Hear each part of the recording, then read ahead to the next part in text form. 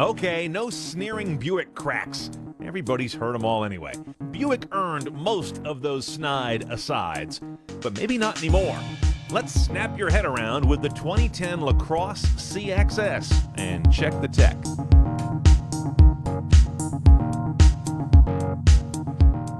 Your first impression of a LaCrosse could be that it's a Lexus ES with the bland removed.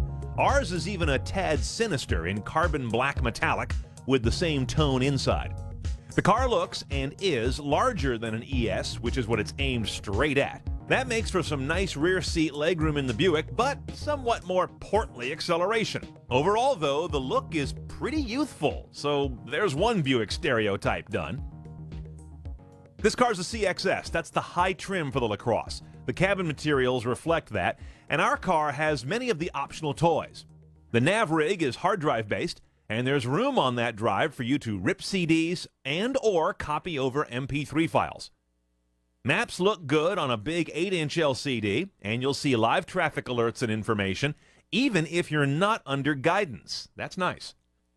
You can touch the screen or use the well-labeled buttons underneath it. Voice command is just for the Bluetooth hands-free gear, though, which, by the way, does not import contacts from your phone.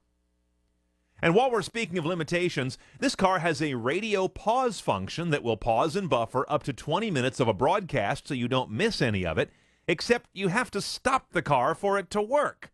That makes no sense to me.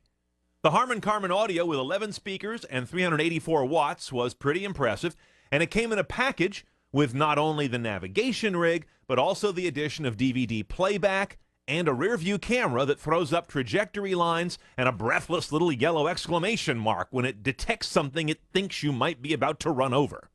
We were able to get older iPods to work with this aux USB combo connector, but not the more modern devices like iPhones and iPod Touches.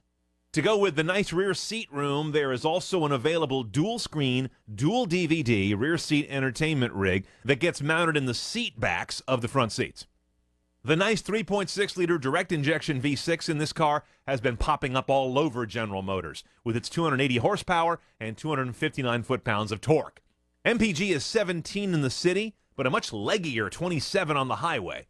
And emission scores are pretty good, 7 for smog and a middle ground 5 for CO2. 0 to 60 about the mid-7s, which isn't all that sprightly, but this biggish car does weigh over 4,100 pounds. Just one choice on the transmission, a 6-speed automatic that has a sport mode that suits this car's touring rather than sporting demeanor. And that touring demeanor is clear on the road, where this isn't the first car you'd choose to attack a slalom, like you do that anyway.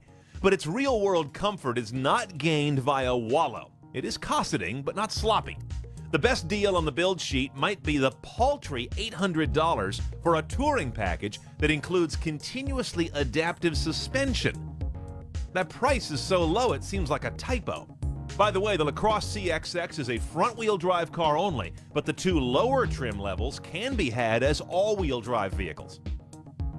This surprisingly fresh LaCrosse runs about $34,000 in this high-trim CXS. Add $2,000 for the hard drive-based nav audio rear-view camera package, rear seat entertainment around $1,300, a power sunroof is $1,200, and a pending blind spot detection system is still to be priced.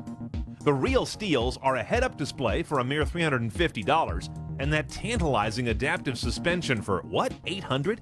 That just might burnish the handling of this car enough to be worth 3 times that much.